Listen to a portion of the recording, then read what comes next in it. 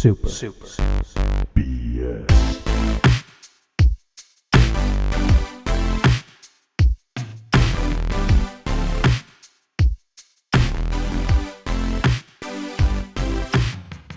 Hello, and we are back, starting at episode 24, August 31st, 2017. This is Super BS, your best friends of all time. I'm here, the boy, Brian Brank Wagner Broderson II, and I'm with, who is this on my left? Dr. Donna, taking myself prescribed pills that I made myself because I'm a doctor. Okie doke. And who is sitting across from me? This is Observer Josh. I'm just observing Dr. Donna. Observer, nice. I like that, Observer Josh. Just making sure the party ended last week, so I just don't want a sequel, you know. Nice. So let's just get to it, my dudes. Anything cool been happening before we've been playing? Any movies you guys been watching on TV? No. You guys didn't watch Game of Thrones? Jeez. Oh yeah, I did watch Game of Thrones. Okay, we're not going to talk about the ending because I know you love to spoil things, but so let's talk about that ending, huh? Yeah, oh my Ned goodness. dies. Yeah, Ned. That ending. Don't spoil it, okay, man? Yeah, no, Everybody's seen that. I watched the first season this week because my girlfriend's never seen it before. Oh, that's great. Fiance. How'd that go? Yeah. It's Good. It took Yeah? her a few episodes to like it, but I was talking to someone in there. I was saying how like you can't just watch one random episode. Like you literally have to watch the whole thing from the beginning to get what's going on. yeah. It's I don't know. I think you could watch a random episode and enjoy it, but I think it's a lot better if you know what's happening. It's like taking a sentence out of context. Yeah, I guess. I don't know though. The show has a lot going on that's just enjoyable if you watched one episode or the whole season. But let's talk about what are you guys been playing? What about you, Josh? I just finished Uncharted: The Lost Legacy, Eric's favorite game Of all time. of all time. Yeah, it was good. It had a good ending, but you could tell there's a lot of fan service in there when they're trying to make it feel like a more complete experience instead of just the add-on that it was originally going to be. Yeah. But yeah, I mean, I'm not in any hurry to go back to play Uncharted, but if they were to branch off of that game, I'd probably check it out for a few hours maybe. Yeah. But For the fan service, for the fan service, yes. skimpy tennis outfits Just and skimpy tennis outfits bikini DLC. and more original Uncharted references, please. Other than that, I haven't really played a whole lot. I was going to pick up Sonic Mania last night or download it, but I haven't done it yet. Yeah. Yeah, what about you, Rick? You been playing anything cool? yeah, I've been mostly playing Path of Exile this week because it launched on Xbox. Yeah, it's cool. I want to say 24th, so like a week ago. Yeah, it's really fun actually. I guess it's made by. Hold on. There we go. I guess it's made by people that worked on the original Diablo games. I think I heard that somewhere. That wouldn't surprise me. It plays a lot like that. But it's a lot of fun. It's rare to see a free-to-play game that's not pay-to-win. So that's really cool. And it's enjoyable. It's kind of hack and slashy. It gives me kind of like a nostalgia boner, like for Baldur's Gate Dark Alliance on PlayStation 2 or Champions of Norath kind of thing. Yeah, those games are great. I wish they would just at time like release those for, you pay like $20 and play them, because Champions of Norath had like a 4-player ability, and because I didn't own the multi-tap, I think I finally got one, but I didn't own one for forever, so I could never play that game like 4-player, and I would have loved to do that. No, that's probably one of my favorite things of Path of Exile is the 6-player co-op. Yeah, 6-player online party is pretty rad. Yeah, that's just not a lot of games have that. Like 4 is the norm. Yeah, there's a lot of customization too. It's like it's an overwhelming skill tree, but it is kind of cool at the same time because it means that every class has a lot of options. There's class upgrades, and there's your whole skill gem system, which is basically like materia from Final Fantasy VII, because you basically hook gems to your weapons and armors, and then if there's slots that are connected, you can like hook support gems to them.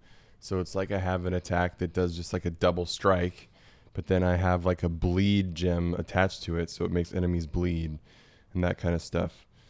So things like that are pretty cool. And the gems level up as well. So it's like they get stronger over time as you get stronger. It's pretty fun. I'm enjoying it quite a bit. Yeah, I played a little bit. I just have like a level 8 character or something like that, but it's pretty cool. Is this game worth me trying?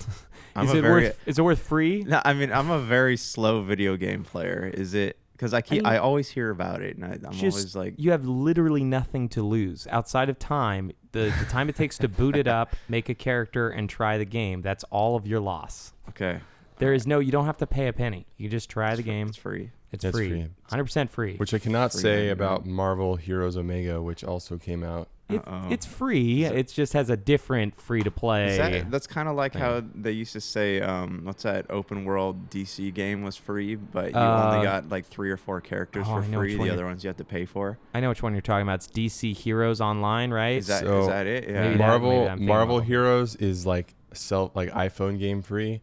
So you can play any character up to level 10. And then you have to pay for it? Yeah. But like there's like at least 5 of the skill systems are locked behind level caps.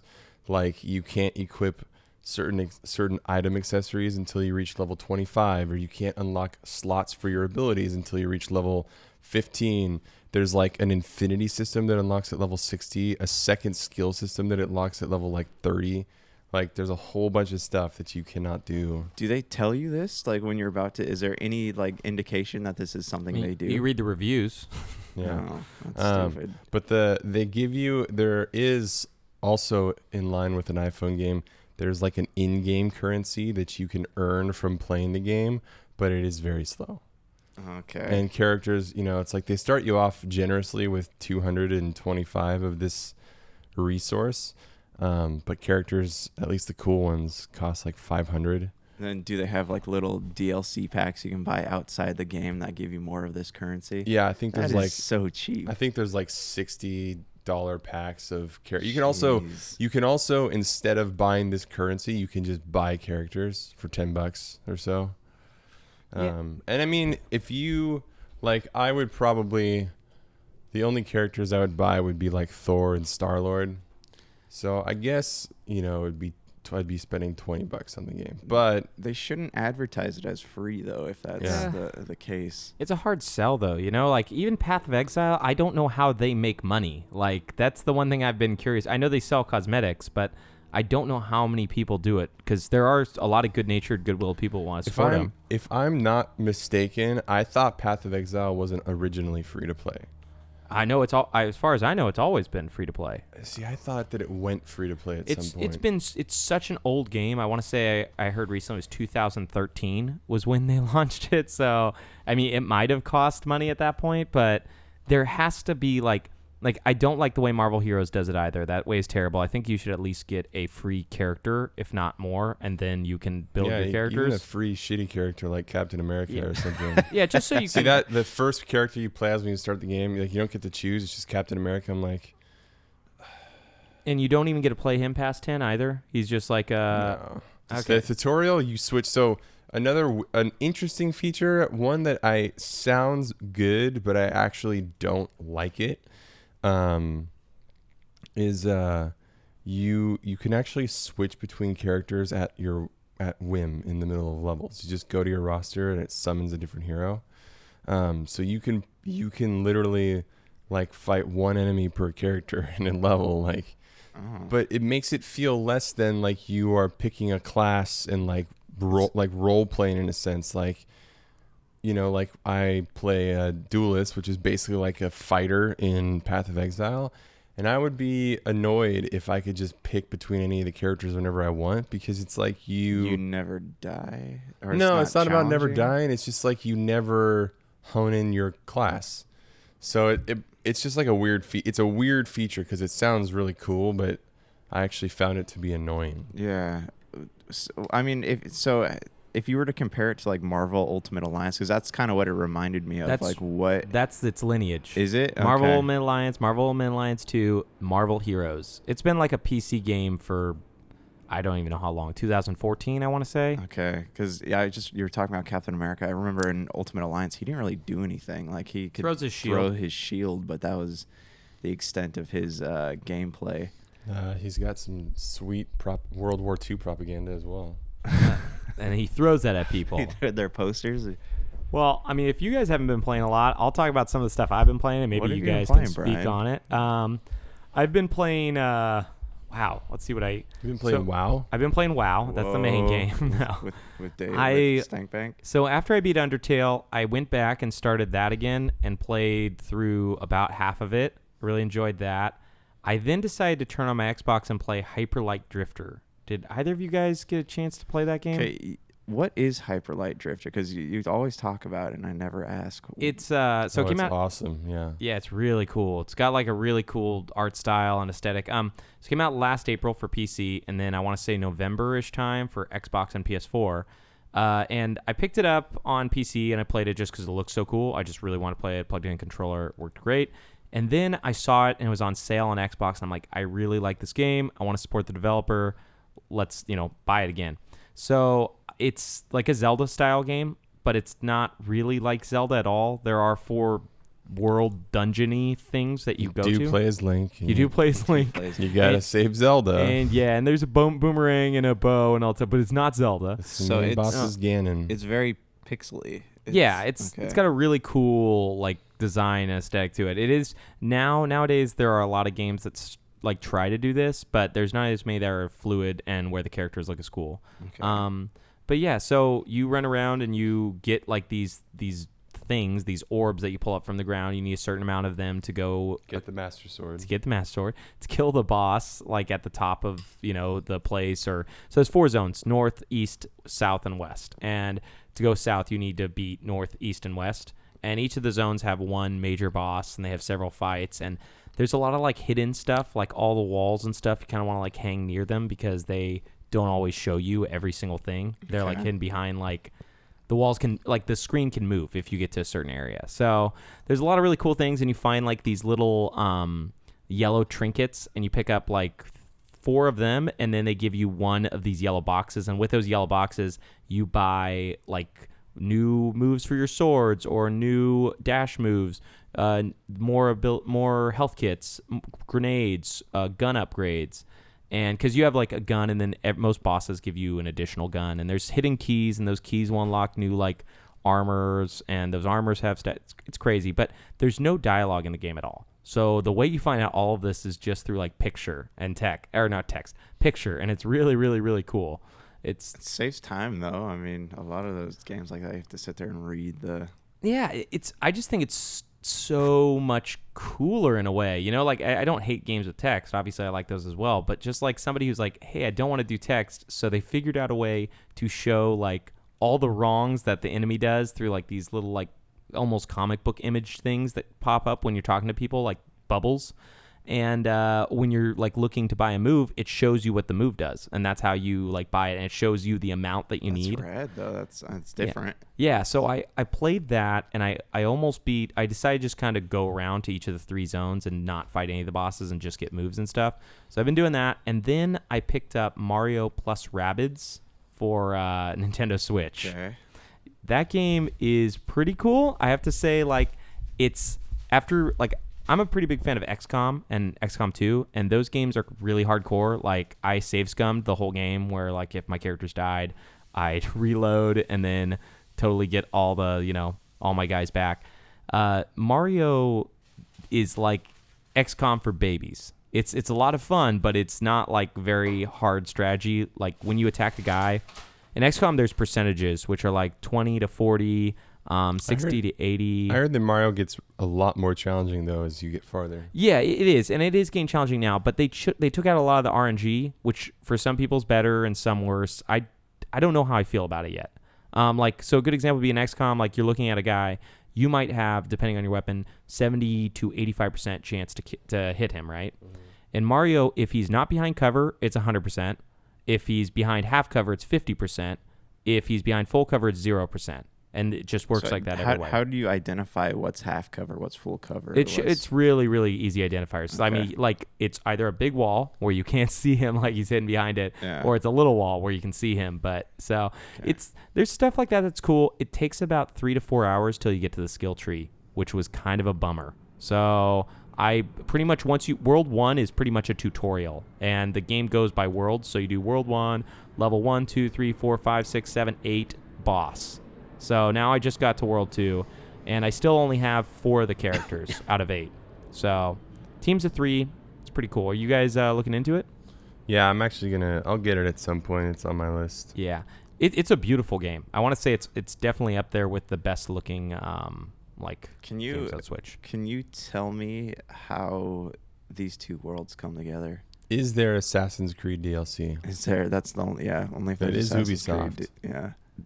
Is How the there a one- Mario Ezio costume? Just spark notes it for me. There Give needs- me like a 10-second rundown. Well, I mean, how do these worlds merge the intro's together? only a minute and a half. Okay. Like, it's somebody on a computer making what looks like a VR game, and then this VR headset type thing merges with a rabbit. I don't exactly remember how the rabbit came there, but merges with a rabbit. Rabbids are everywhere. It's And- just a thing. Yeah. That's true. And then I think if this is correct, the rabbit looks at a washing machine and shoots it with the laser eye thing.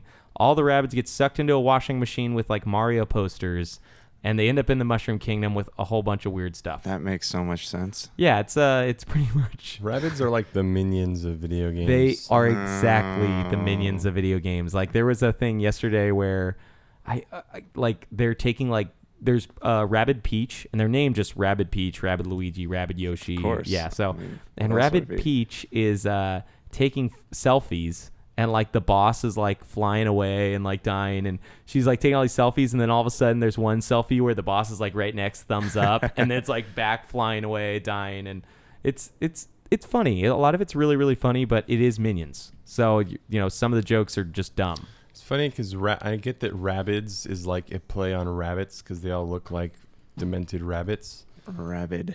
But when you say Rabbid Peach or Rabbid Mario, it's like they have rabies. So imagine her with like foam coming out of her Yeah. mouth. Yeah, I don't know who decided, like, hey, let's just skin all of the Rabbids as different Nintendo characters. I think it would have actually been cooler if they came up with their own characters, but it's funny, so Is there a Rabbid Gino and Malo? that would be awesome. When I play it, the one other thing that's kind of a bummer is when you're not battling, you don't move Mario. You move like a Roomba that is like Mario and everybody follows. So you can't jump or do any of the normal stuff you do in a Mario game. I saw that you collect coins though. Yeah. So the coins are to buy weapons. Okay. And there's tons of weapons. So you can replay worlds to get more coins because like there's way too many weapons to buy and not enough. Like even if you 100% all the battles and you 100% battles by doing it in a certain amount of turns with not a lot of people dying. So yeah, I've talked for like a million years. So we're going to go on a break real quick and then we'll come back and do that news. This has been the longest podcast ever, million years. Sorry. Hey everyone, venture into the pop culture cosmos today, where you'll hear our conversations on different topics within the world of movies, TV, video games, comic books, technology, board gaming, and more. You'll also get a taste of some of our other shows within the cosmos as well. So come on and join us each week as we delve into the pop culture cosmos. Welcome to the Pop Culture Cosmos.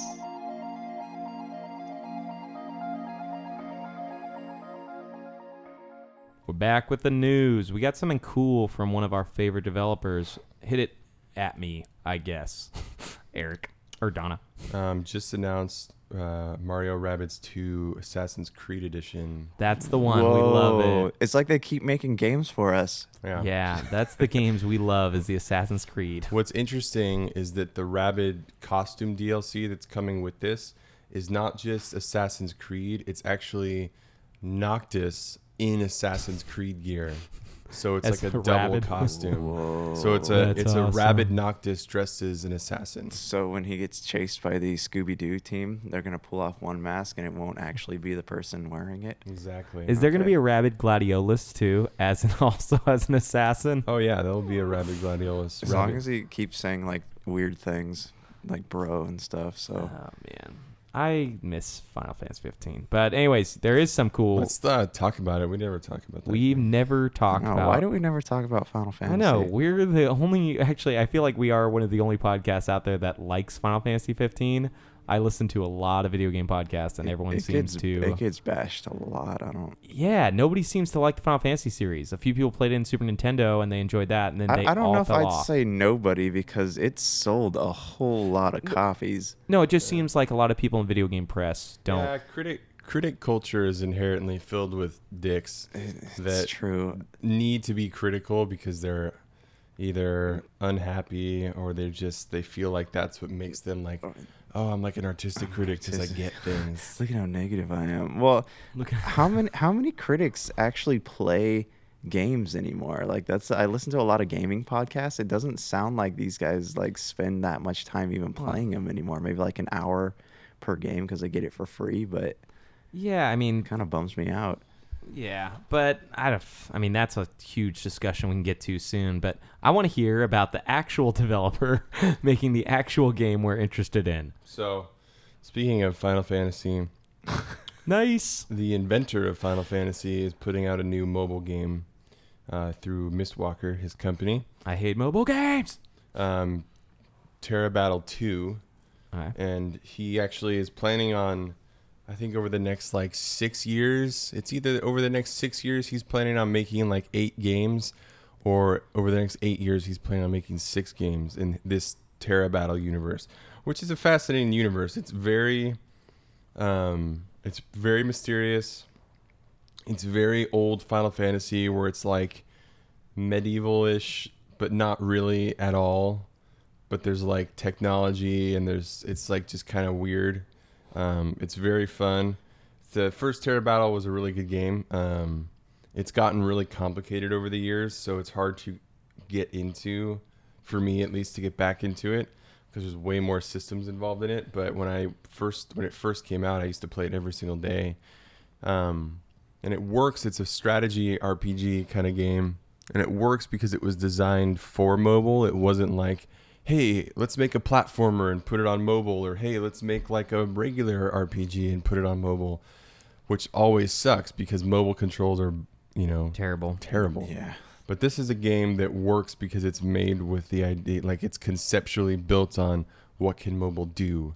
So it's a fun strategy battle game, and they've now announced a sequel and another game called Terra Wars. More on that in a sec. But Terra Battle 2, I watched a trailer this week. These are all in the same universe. Oh yeah. Okay. As far as I can tell, I mean the Terra Wars has a ton of characters that I recognize. So, but Terra Battle 2 is a sequel, and it looks like it's got a lot of new features. It's got like dungeon exploring, and my Japanese reading is not at all. Is not at all non-existent. So I can't tell you. Gotta level up that skill tree, man. Yeah, but Or in Tomb Raider, you find little glyphs, and they teach you languages.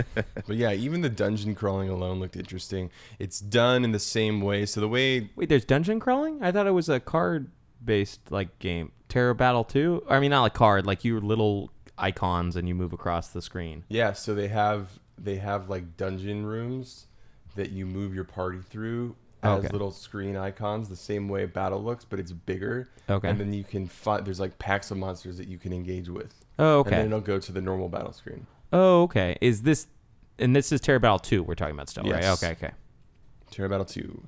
Forget when it comes out, but there's like a pre-registration campaign going on right now. So if you pre-register, all you do is give it your email address, and then they give you stuff. And it's a lot like their download campaign they did for Terra Battle 1, which was the more people that download it, the more content they'll add to the game. It's free, so the game is free. And there's kind of like there's a bit of Terra Battle that's like an all-star roster because it has pretty much like every major player in good JRPGs, meaning that no one, as far as I can tell from the Tale series, has ever been involved in Terra Battle. Oh, nice. But like the guy from Nobuo Uematsu has made all the music for Terra Battle, all the original music. But then as they had more people download it, they had like Yoko Shimomura from Kingdom Hearts, Legend of Mana, Parasite Eve, Final Fantasy 15. She put music to it. They've had other character designers like Tetsuya Nomura or like Yoshitaka Amano come in and like make new characters for the game, which is cool. They've had the guy that did the whole Ivalice Final Fantasy Tactics, Final Fantasy 12 universe, Matsuno. He came in and did a like a whole campaign quest that he wrote for the game.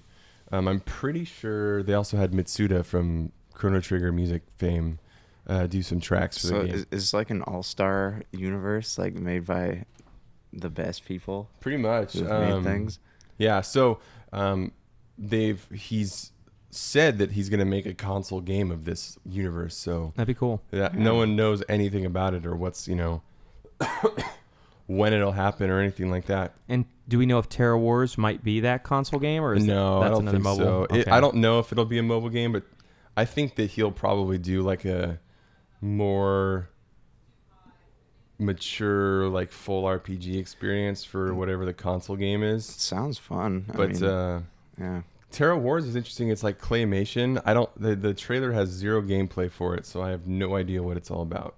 But it looks interesting. I think too, like if they were to come out with that, like it sounds fun, but I would hope that they would do a better job of marketing it here than most JRPG creators do. Well, the issue is that I think they did a pretty good job because the game had tons of downloads because they reached a lot of milestones with good. it. Yeah. But I think the issue is that I remember it came out and I didn't see like a single peep about it on the web. I don't know if there was like Sony paid everyone to like not support Miss Walker games because that dude left Sony. So they're butthurt over it. Yeah, I feel like that's probably what happened. Or if Square did it because he left Square. I don't know, but or if like I don't know. It was like strangely silent. I barely saw a peep about it until months later. I feel like.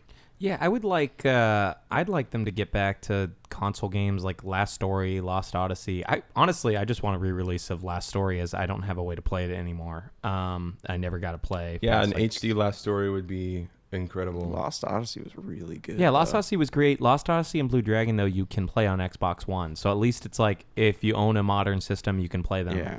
Last Story, I mean, I guess if you own a Wii U, but also with Last Story. Because it's a Wii game, it's not HD at all. Yeah. So it's rough. Whereas Lost Odyssey, Blue Dragon, they're at least released on like Xbox 360, so it doesn't look. They still look amazing. Like if you were to play them today. Yeah, I hope they get back to that. I know that's like a huge, expensive climb. I would be okay even if they went like a 32-bit look, if like the crazy HD they don't get, because I think the reason why they were able to make Lost Odyssey and Blue Dragon is because Microsoft Publishing. Mm-hmm. Like I wouldn't be surprised if some of that money was Microsoft. Oh, tons of that money was Microsoft. They've like basically funded the company in the beginning. So what they pool? What are they, just an indie company now? Do they not? I don't know. I think they've always been separate, but I think they did a deal for those two games to be on Xbox.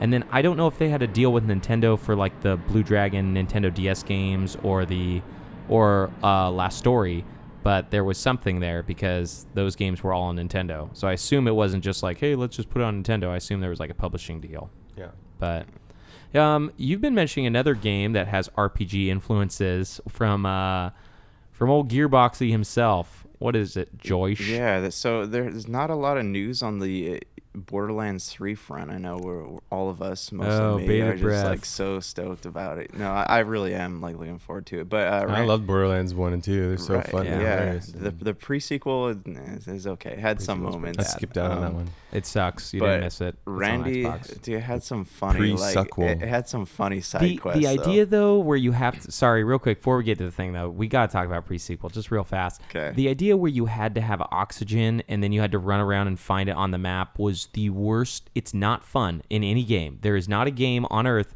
where like, hey, this is a fun idea, and then to make that the entire game makes it miserable. Well, see, I thought that at first too, like when that feature was first introduced, and then as I got like better shields, better I don't know what you call them, respirators or something, but like it didn't really matter that much to me. You still have to go find them though occasionally. Yeah, you do, and sometimes you just look for enemies that drop the good ones. But yeah, I can see that being frustrating. But like I stopped noticing it after a while. And also after Borderlands 2, where all of the environments were so diverse and really, really cool, to take you to a place where it's just like, I get that. Hey, you're just on the moon. Have fun. I don't know, because I liked all the classes. I actually was really, I got the Borderlands HD collection. Yeah. And I was pretty excited to play pre-sequel. But anyways, go ahead with old Randy Pitchford. Okay. I always play Siren, so. Siren's fun, man. I don't know. Have you guys ever played as Claptrap? No, is that only pre-sequel or is that also 2? I think it's in, I don't know if you can download them in 2, but in pre-sequel, like his special is literally like a slot machine type thing. So you don't know what you're going to get. And he has this one where it's called Rubber Ducky, and it doesn't do anything except rain rubber ducks. That's pretty awesome. And he has another one where like he makes all of everyone on your team go gunzerk, so they can't control their ammo output. They're just shooting things. They have no control over it for like 30 seconds. Oh man, yeah. I did like the Necromancer situation, and the Necromancer and the Soldier are the 2 I played. I didn't actually. I mean, I guess I have them now, but I haven't gone back and played all the other characters. Like I don't remember what they're called. I don't remember the enemies, but they had one that's like in Borderlands 2. You played as like the Mad Max people. Yeah, you play as Krieg the Psycho. Okay. But yeah, the pre-sequel did do a good job of closing out that, like showing you what happened to the area you were hanging out in Borderlands 1, like what became of that. Because you go into like Claptrap's memory and play around with that stuff. But anyways, Randy Pitchford he was talking about the art style of Borderlands, and he's saying that it put a ceiling on the success of the game. So, well, the game. He means it sealed its success. He must. I mean, this is going to be successful. I'm sealing it. What? I mean, the game sold like 30 million units. Like that. That sounds high. You sure? I don't know. It says right here. It's Randy Pitchford, if you're listening, you are an 30 idiot. Million. I don't know. Anyways, but like, yeah, he would have said, he was saying that like if they would have gone with the more realistic art style. I don't know if you guys remember the concept art from the original game. I don't remember the concept art, but I remember it was supposed to look like Call of Duty. Yeah, the concept art looked more like a mixture of Call of Duty and BioShock, but I think that would be terrifying. Like that would not be fun to me. There's already a game that did a realistic art version of Borderlands that was very underwhelming, at least sales, called Rage. Right? Yeah. Rage. Oh yeah, I forgot about Rage. Yeah, I've heard it's good, but no, I'm not saying the game is bad. I'm saying that it was not successful. Yeah. So because I remember they were trying to base like a whole franchise off of that. Yeah, I think part of the reason that was less successful though is because it was like half really well designed shooter and then half racing. Yeah. And racing sucks.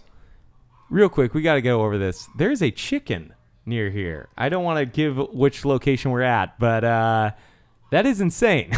It's actually a rabid chicken. We are in a very big suburb of about 5 million people. I think we've even mentioned kind of what area we're in before.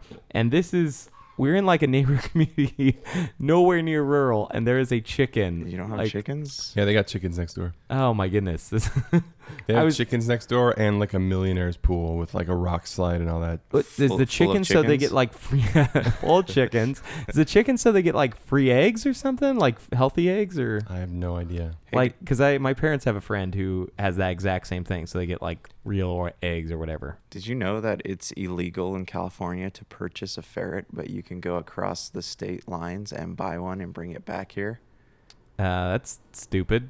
Yeah, I know, that's not fair at all. Whoa! I don't know. I was just sorry. I actually met somebody. Sorry. One more topic change while we're on weird animals. I met somebody yesterday who said that if you get the right paperwork, you can own a monkey. So they're going down to Mexico to see monkeys, and then those people are bringing the monkeys up to their house as long as you have paperwork. Are they going to steal one? How does that work? No. I guess you can according to this person. I think you meant sea monkeys. You can have sea monkeys. Okay. Yeah, you can have as many sea monkeys as you want. No, he said that they're about $3,000 or $4,000, and you buy one, and you just have to get proper documentation and paperwork. But yeah, they're planning on. I just thought that was crazy. I thought monkeys were illegal, and maybe they are. Have you ever watched Friends season whatever 1 or 2? Season whatever. With It is 1 or Marcel? 2 with Ross, and then later in season like 6 or 7. I know when he sees him for like Yeah. one. Yeah, it's so funny that they do that throwback. I wonder how many people are like, "What? The monkey's back!" Monkey. But it brings in JVC, right? Or JVCD? How would you say his name? John Claude Van Damme. JCVD, I guess. Anyways, anything else from Randy? Oh, and yeah, sorry, I was looking at the number of copies. So I guess it's a combined 25 million copies. Oh, sold between PC, between- Xbox, and PlayStation. Well, Yeah. between all the games. Still, it's a way more unique game the way it is than it would have been if it was like a super hyper realistic game. Yeah, I think. Well, just think about like the writing style. Like if you were playing a game that looked like BioShock and the characters talked like they did in Borderlands, I don't think it would have the same like fun effect to me. Yeah. Yeah, I mean that's why Fallout 4 is so boring Yeah, I also think it's kind of crazy to like because they made a game in a universe that's supposed to be funny with boring everything. Yeah.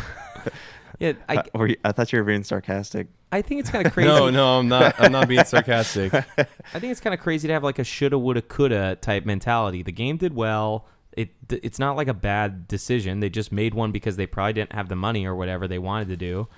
It's just like It worked out well. Yeah, though. to me, it's like one of those things that you always hear about, where like J.K. Rowling's like changing the ending to Harry Potter or changing stuff. It's like this stuff. This yeah. actually meant that. Yeah, like this stuff doesn't matter. You had a thing. It came out. You released it to the public. Like, great. Write a tell-all book, and people who really care can read about it. They don't retcon things. That's the most annoying Yeah. thing ever. Yeah. Looking at you, Final Fantasy 13 Oh, too. Yeah. yeah. We're constantly changing the ending. We love your game. We love your game. It's, Remember how 13 ended? That didn't happen. No. ask Randy Pitchford when like Borderlands 3 is going to be done. Otherwise, when his studio is closing, because like what is going on with his studio? All they released was what's that game? The one that sold terribly. Duke Nukem. Yeah, Duke Nukem, but- Bulletstorm. No, not Bulletstorm. They released. Oh, I guess they released that too. That didn't sell well. Yeah, Battle, but they just re-released it, right? Because Yeah. they didn't make it. Yeah. yeah, Battleborn is the one Battleborn, where they sold it, okay. and there was like. Do you know just- you can go to Target and buy that game for $6? I think it's free to play now, isn't it? Is it? Oh, I know Evolve went free to play. Maybe Evolve was the only one, but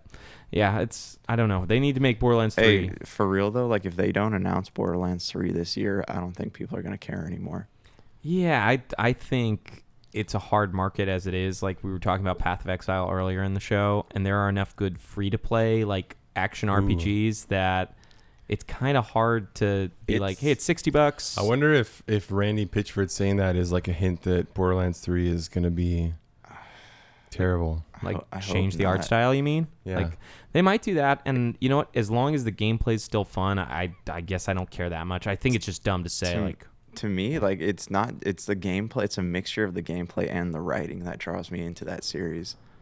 Yeah, I mean some of the writing's pretty bad, man. It's funny though. Like some of it. it's a game where I can just sit down. I don't have to think. I can play it. I can Yeah, that's just most follow games. the- Yeah, you can play Madden too if you want to not think. Like I wouldn't play Borderlands as much if it wasn't as hilarious as it was. Yeah. I think it's funny. I just think like okay, characters I remember thinking were kind of funny, Tiny Tina, but there were a lot of awesome. there were a lot of characters where I just thought, that's a character. You know, like just it's like the random things that the psychos say. Like those always make me laugh too. Psychos. My favorite thing that I remember from the game aesthetically was the boss introductions. I always like that. I just like that period in movies or Like the freeze frames and all yeah, that. Inglourious Bastards when they do that with I can't remember that guy's name. Brad Pitt. Brad Pitt. No, they do it with that guy, the German guy, Hitler. Stiglitz. Hitler. Those are all the characters. Okay, so I'm going to talk about something cool and see what you guys think about it. Did you guys watch the Nintendo Indies Direct yesterday? I thought you said you were going to talk about something cool. All the haters in here. I need me some lovers, okay? I did. Email us at superbscast@gmail.com and spread the love of the Nintendo Indies. What do you think about it, Josh? I'm intrigued.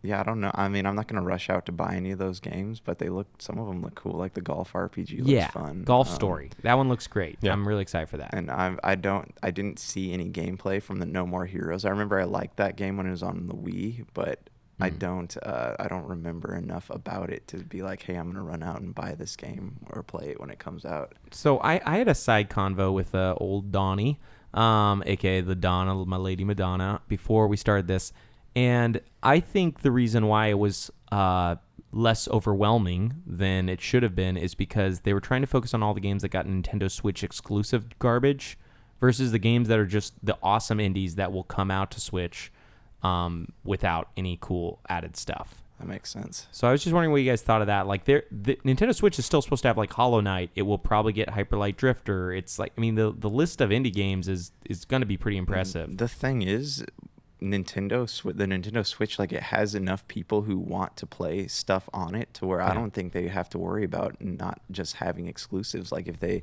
even like you were mentioning, games that are going to come out on all platforms, people will still go out to play it on the Switch. It's like when we were talking about Skyrim, like we just want stuff to play on the Switch, so it's, you know, it doesn't really matter to us. Yeah.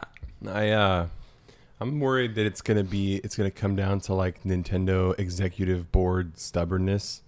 Like, it reminds me of when the dude, some jackass from Square Enix, said like, if you want a sequel to Chrono Trigger, buy more Chrono Trigger. Nice. And it's like the game came out 25 years ago or whatever. People have bought tons of it too. Also, to be fair, I think that a sequel to Chrono anything that made by Square nowadays would be a disaster. So an awful, awful, awful disaster. Because no one that made those games is there anymore. Best so to preserve that memory. But I'm afraid that it's going to come down to this thing where like Nintendo pushes a bunch of like subpar indie games and then no one buys them, and then they stop because they're like, oh, well, no one really wanted them. It's like, well, give us good ones. And I hope you're wrong about that, but I could, because every single developer right now is saying like, well, we'll see how much this sells, and then we'll tell you if we're going to, like, that's what EA did. That's what Capcom's doing. That's like what everyone's doing with the Switch right now is, hey, if you want more games, buy our crappy game that you don't want. Like, Capcom said that about Street Fighter 2, I want to say, and then now they're going to release another game. They said, well, it depends on how much this next one sells. And it's like, well, are you going to keep releasing crappy stuff and expecting everyone to buy it? That's such a bad mentality, though. I mean, the fans will pay money for stuff that they actually want to play. So why create something that's crappy and then hope that they'll buy it and then base the game, whether or not you create the game that fans actually want, on the sales of something they don't want to play? Yeah, silliness.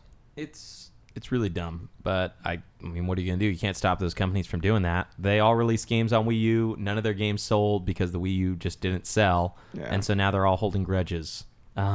Hey, good for Nintendo, though, for like figuring out how to get them back on the map. Yeah, that's I'm glad. Well, I think one of the biggest things is there's just a lot of Switches out there. I want to say there's like 4 or 5 million out right now, and there's a lot of people who want stuff to play. You know, Zelda was great, but it only lasts so long.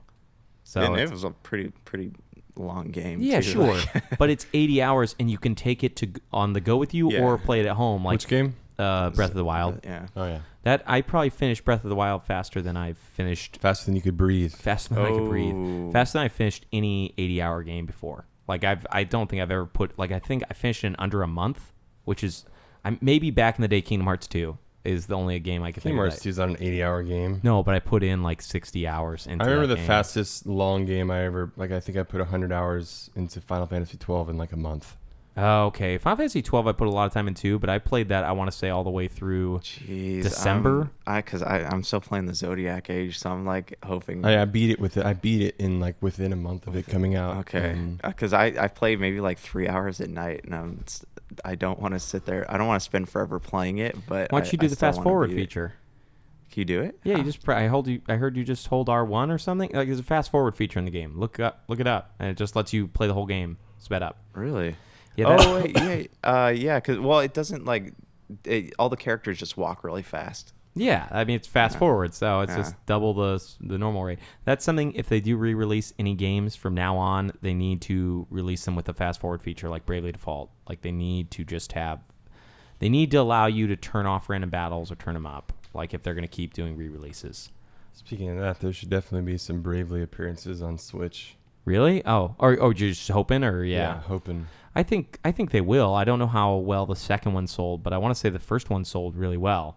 So, that Square Enix is going to keep trying to make money. I'm just hoping Bravely Default's part of it because I know they're releasing Lost Sphere on which looks awesome. Also, Project Octopath, I would like to see more of. That actually Yeah. looks cooler than Lost Sphere based on the 3 screenshots I got. Yeah, I don't know what happened to that. That was like in their press event. Like I know it's not coming anytime soon, but they haven't mentioned Dragon Quest. They haven't mentioned Octosphere.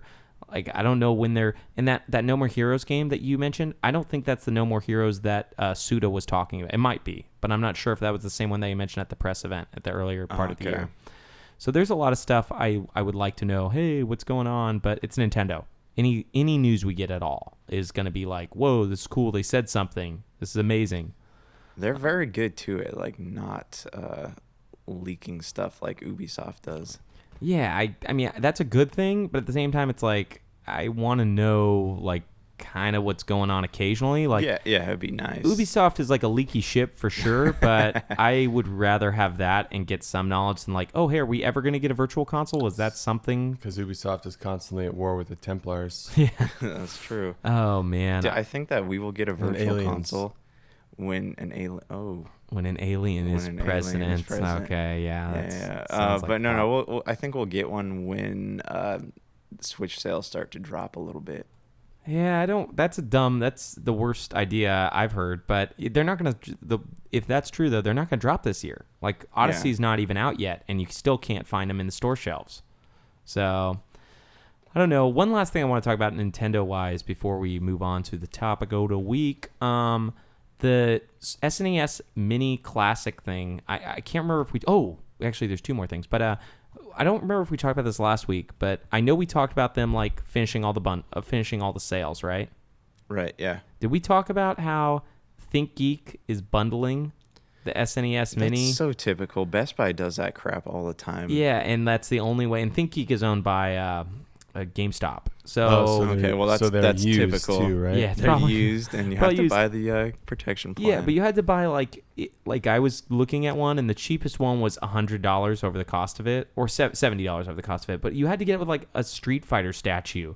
That I was like, what am I gonna do with this Ryu statue? Like, we're gonna bundle this Nintendo with a blender.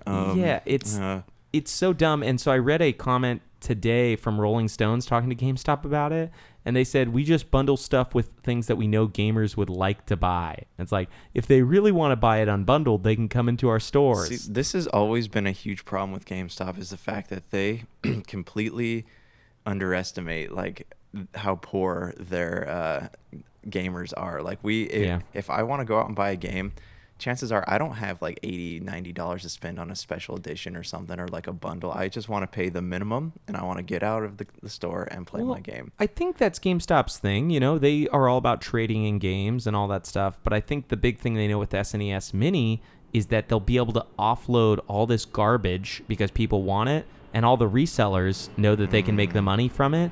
So they're going to sell all of this garbage with it that you can't get rid of, you know? And then you're just stuck with Zelda chess for a lot, like a way higher cost than it should be. Do you ever go in there and they try to sell you that game replacement plan or whatever it is? They're like, come on, man, it's only an extra $6 and we'll replace anything that happens in the game. What am I going to do with the disc? Throw it like a Frisbee? Like, Yeah. I do that all the time. Yeah.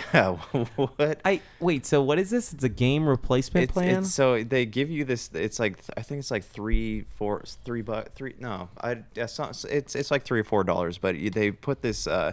Plus your soul. Yeah, they your say, soul. hey, we'll you buy this and it'll guarantee that we'll replace the game if anything happens to it, gets scratched or whatnot. And they put a sticker on the inside of the cover. But honestly, like, so you have more stickers on stuff. Yeah, the thing yeah. I always wanted from GameStop. I'm very protective of my games. Like they'll go from the case to the console and then from the console to the case. See, I soak all my games in grape juice. Okay, see, that makes sense to me. When you do that, the game is like, it's like a Game Shark. It makes the game, you're invincible and everything. And rare but it only candies. works if it's exactly room temperature and it's exactly 10 minutes. So 1 second over, 1 second under, you have to go get my game replaced. So I like that because then they say, "Oh, grape juice accident, huh?"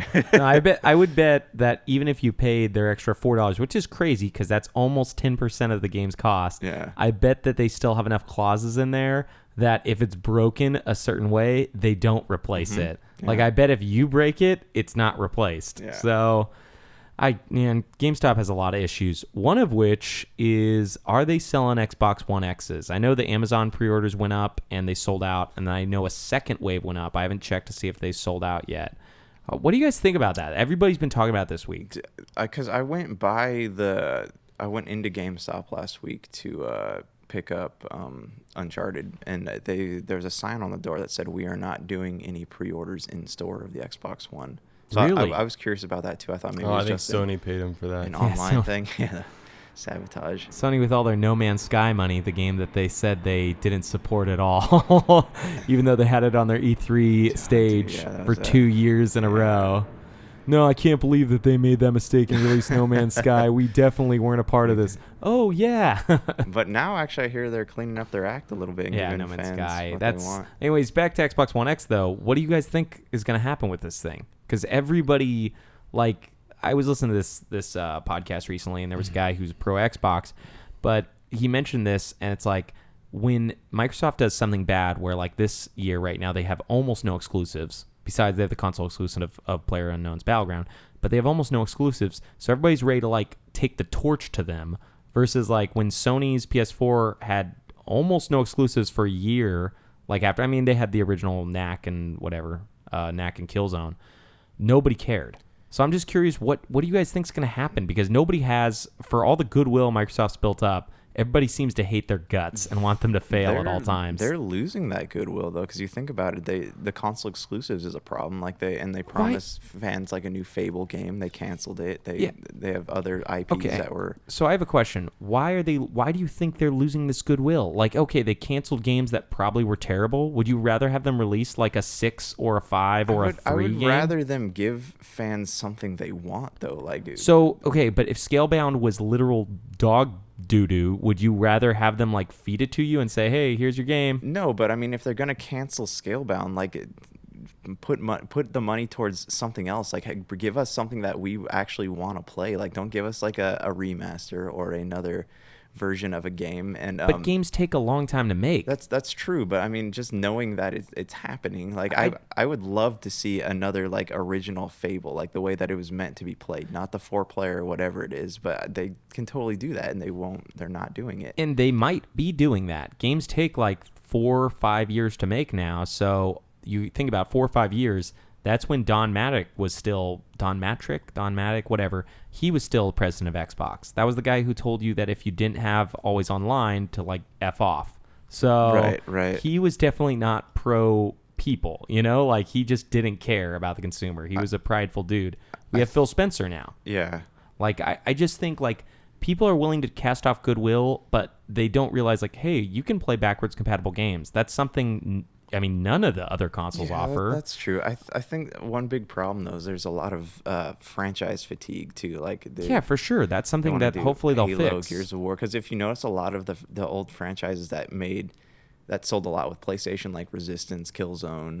Yeah, but those games are shit. Yeah, Yeah, really bad but I too. mean, like they were like the flagpoles of Killzone specifically is laughable. Well, Killzone Killzone's and terrible, Resistance but they were are like both garbage. They were originally like advertised kind of like as the flagpoles of these new Sony consoles. Well, that was for Sony's PS3. Till the end of its life cycle, it was the worst selling Sony console but ever. the point I'm making though is that they eventually let these franchises burn out instead of like. It's because beating unlike them to Halo, those games didn't sell well. Yeah. Like it's not. Nor were they good. Yeah, so Yeah. it's kind of like a different thing. And like the goodwill that you mentioned, like not having console exclusives, well, instead they've done something that everyone asked them to do: put their games on PC. Which, since they also own the Microsoft OS, it's like how can people blame them for something that they've asked for? Like, hey, put your games on PC because you own the Microsoft OS. I think a lot of it too is that a lot of game reviewers hate Xbox. I don't know why.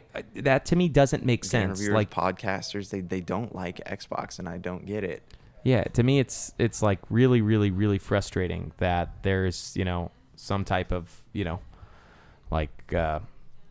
thing going on. But like as for the Xbox One, I think It'd be interesting to research conspiracy theories on that, because I just think I can't tell if it's just like 4chan neckbeards that just love to like like sit there and talk swallow trash. anything that comes out of Sony's body,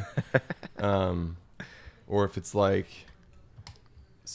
people are paid off. I have no idea what it is. It's probably nothing. It's just weird though. It makes you wonder. But I'd be interested to. I'm sure there's like crazy conspiracy theories somewhere. I just think like when Sony's PS4 Pro came out, everybody knew it was a dumb idea, but it didn't get as much flack as I feel like the X is getting.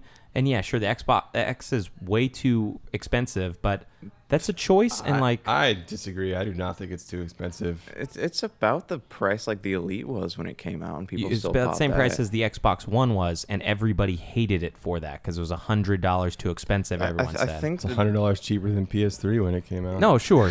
I'm not. Believe me, I'm not gonna buy it at $500. I'm not one of the people who like hates Xbox for releasing it at $500. I don't think. To me, honestly, and PlayStation turned their act around this year, and they finally got their games out and they did their stuff. But I just don't get the hatred for Microsoft. That's the thing I don't As understand. far as the Xbox One X goes, I think this is the problem: is that they're banking so heavily on this 4K technology, and they want you to go out and buy this console. But the problem is, a lot of gamers, like I said before, we're not rich. We have yet. Eventually, we're gonna start stepping into the 4K territory. But we're running old TVs. We don't have the equipment necessary to get everything. I think they out know of that it. though. I don't think they're expecting this to be like a. Bless you. Bless you. I don't think they're expecting this to sell like crazy amounts. I think they've said that even this is Okay. like a niche product almost. So why make it though? Because Why not make it? They're still going to make money off of it. Okay. And it's still it'll be the most powerful console on the market, which they haven't had that for a while. And Yeah. everybody was always angry. Oh, why is the Xbox so underpowered? We're getting 900p and blah, blah, blah. And so finally they can shut all those people up and say, hey, if you want the best version. just so you have the option. It just, to me, it's like the hatred for them. I bought it. I'll be upfront. I bought an Xbox One first. I did not buy my PS4 first. I own a PS4 and Xbox One and a Switch. I bought my Xbox One first. I liked the controller a lot more. I liked the Microsoft ecosystem in the 360 a lot. I even enjoyed the original Xbox quite a bit. For me, it's this hatred for Microsoft when I feel like in all, as far as video game companies go, they haven't done really anything wrong or anything to deserve the hate. Yeah, I used to hate them back in the day when I was a Sony fanboy, but then Japanese games started sucking major balls, and I'm like, yeah, it just was weird. I just don't think they deserve what's happening right now, and they still are getting good content. People never want to talk about the stuff they get because Sony has more games. PlayStation has more games than Xbox One does. Right. But Path of Exile is another game that's only on Xbox One and PC, and if you don't want to play PC games, you have it on Xbox. There's. Yeah, if you have a higher powered PC, then why are you even wasting time, Xbox, Microsoft caters more to the fans than Sony does, I feel like. So Yeah, I don't know. Yeah. Sony doesn't have to right now. Yeah, they because just they have show an hour-long video at E3 and don't talk about anything. Yeah, I heard from someone recently it's because they have mindshare. Everybody, when they think of Call of Duty or Battlefront or whatever, because average Joe gamer is going to see these at a bar and be like, hey, I want to buy that. It says PlayStation. So I guess I have to buy it on PlayStation because Microsoft didn't pay the money for these exclusive deals, which, whatever. It would be nice to see them compete. It's crazy because I feel like the scene, Call of Duty competitive scene is was way more active on Xbox back in the day. Yeah. Well, the controller on the PlayStation 4, as good as it is, the symmetrical joysticks are never going to be as fun to play as, and their R2, L2 are just not as good as the right triggers, like right trigger, left trigger on Xbox One. It's more satisfying to do that on the Xbox Yeah, controller. for sure. And there are games that are great on PlayStation. I've heard fighting games. I don't really play those, so I don't really care. But I'm not. I didn't mean to go on off in a long discourse about this. It's something that's bothered me this whole generation. We've talked about it several times, but I still don't get it. They have tons of goodwill, yet everybody's angry at them. I don't know what else you could do, It's just become the popular thing to do, I feel like, amongst gamers. And, yeah, it doesn't make sense to me. Yeah. Well, anyways, you guys just want to go on to the topic of the week? I don't really need to Sure. do a breaky poo. Yeah, let's do this, my boys. So what are your gaming habits? Like, what do you guys do? Donna, you mentioned something from last week that you like to do. What is it Things again? I do, I play Final Fantasy IV every year. Whenever I, that's like a big kind of gaming ritual for me. Trying to think of some other stuff that I do. Usually whenever I play like a PC RPG, I have lots of beer next to me. Yeah. And then I usually play until I've drunk too much to really focus. Yeah, and then you kind of just fall asleep. And I go to bed. That's awesome. A lot of my Pillars of Eternity nights, or a lot of my Fallout 1 nights. Company with empty beer bottles. Yeah. It's awesome. What about you, Josh? You have any habits? So I used to play once a year. I used to play through the Mass Effect trilogy, Okay. and The whole trilogy? the whole trilogy. Oh my goodness. Because What does that take? okay, Like 30 or 40, 50 hours? It took me a couple weeks to go through all of them. Wow. But yeah, because back I didn't really like pay attention to what else was out then, like what else I'd okay. like to play. So that's kind of like my main squeeze. But yeah, other than that, like whenever I play first person shooters, I drink beer. Yeah? Whenever I play role playing games, I have to play it with the lights out. Really? Because I don't, it helps me focus. Because when I'm in a role playing game, I need to focus on the story, and when the lights are on, Play. He gets a, Yeah. he gets weird boners. it's he doesn't true. want to see him. Sure. Yeah. Mom, go away. And you Keeps wear the lights out. cape. And I wear the cape. Yeah, but yeah, those are the extent of my strange gaming habits. Well, it doesn't have to be strange. I'm just curious what habits you have. Like, for me, when I play a game like Super Mario 64, I will play that game every time it's released on something. I will buy it and I will play it to completion.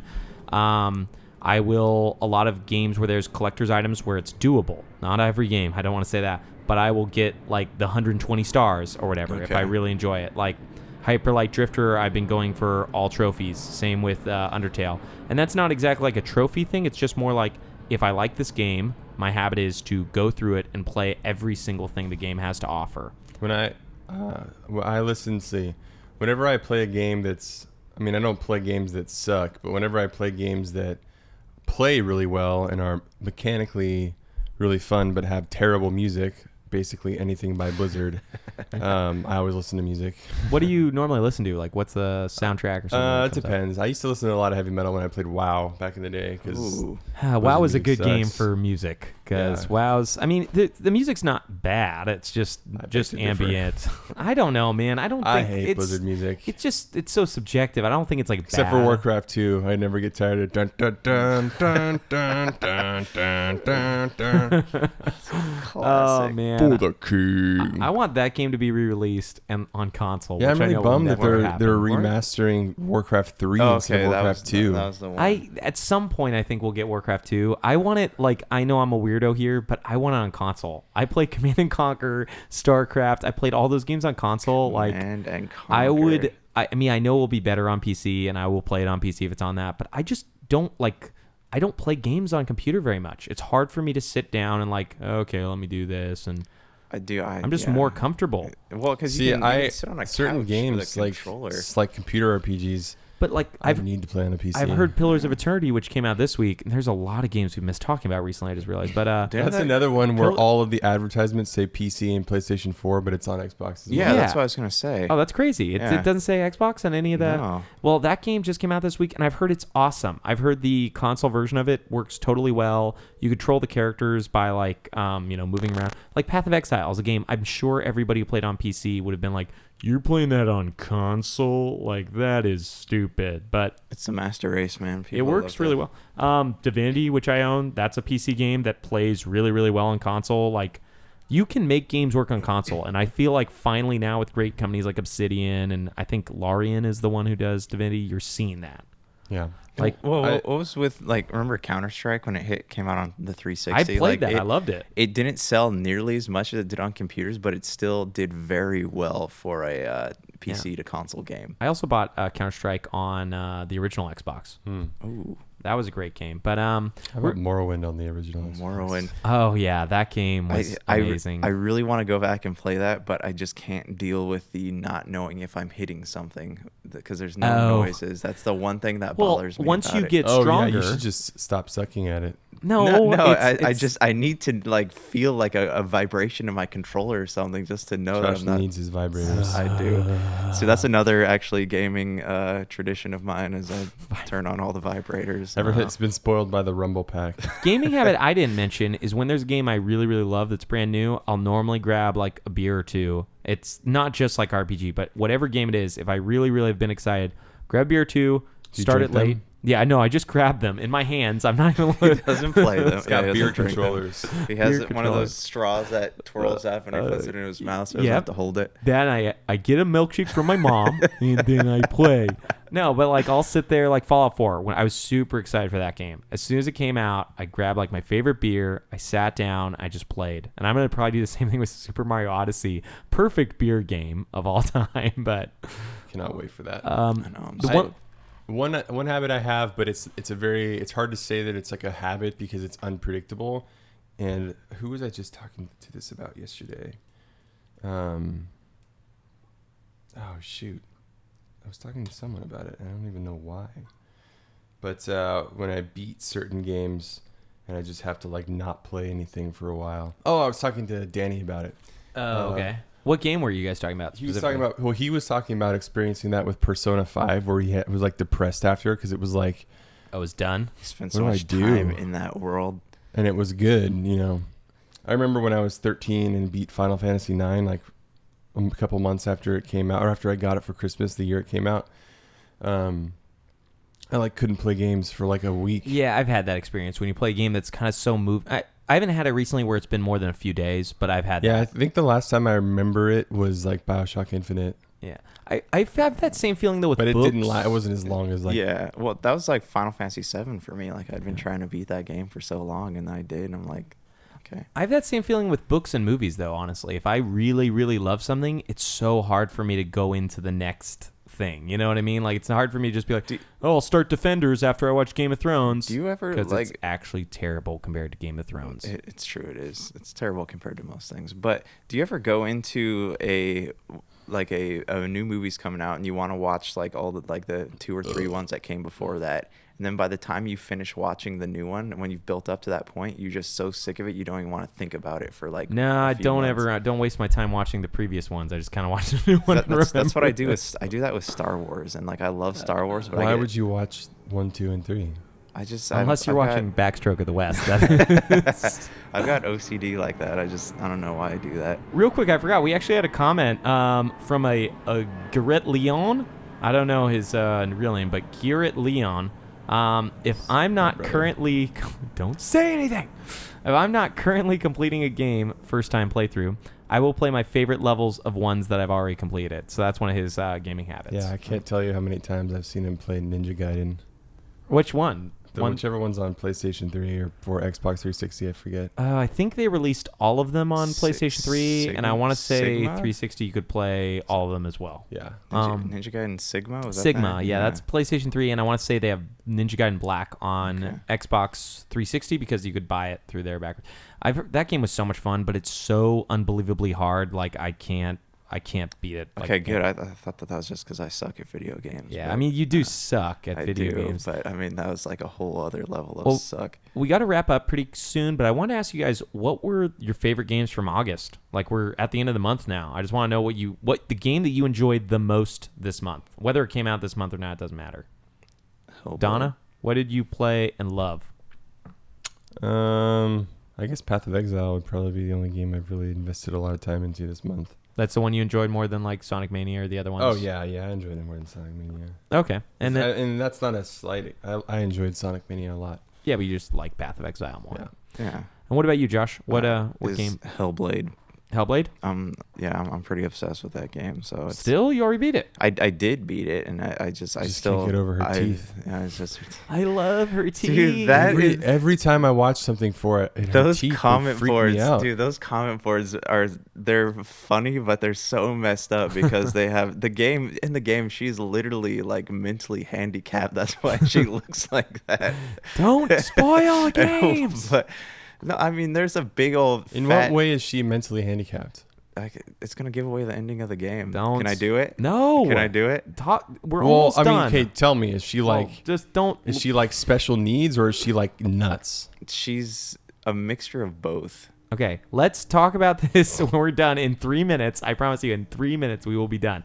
I want to just tell you what I like the most. Wait, Brian. What do you like the most in August? No more of that. I haven't done that for like 2 weeks now. I know, man. We're missing it so bad. The fans were demanding it. They were. All the listener was just begging for it. Now you could probably guess Undertale. That's one of my favorite games now. That's period. the one with the Final Fantasy 13-2 soundtrack on it? Yeah, the Final Okay. Fantasy 13 Just wanna 2 make sure soundtrack. we're thinking the same No, thing. I'd say Undertale, and if I was like being a weirdo, I would say Hyper Light Drifter because that's really fun. I again, really too. gotta try this game. But Why is that being a weirdo? because I beat Hyper Light Drifter years and years and years ago, and I thought you never finished it. No, I beat it, or not years and years and years ago. Last year on PC, I beat it. I got 100%, and then I bought it again on Xbox. Right. Now I remember this. So That's but- weird. Okay. Yeah. So Yeah, I mean, you're I've already beaten it once, but yeah, I'd say Undertale. It was great. But let's come back when we have more free times and energies in a week. Do you guys have any like a topic you guys want to talk about next week?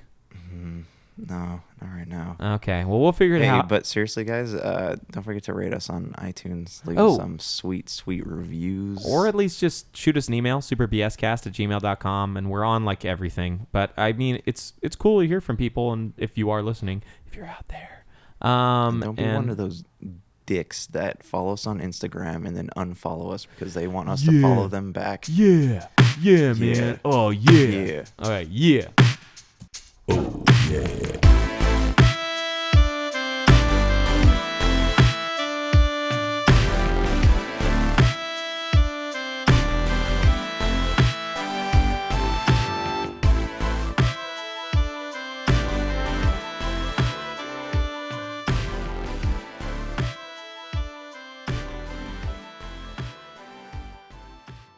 That's to us people that can feel things. It hurts.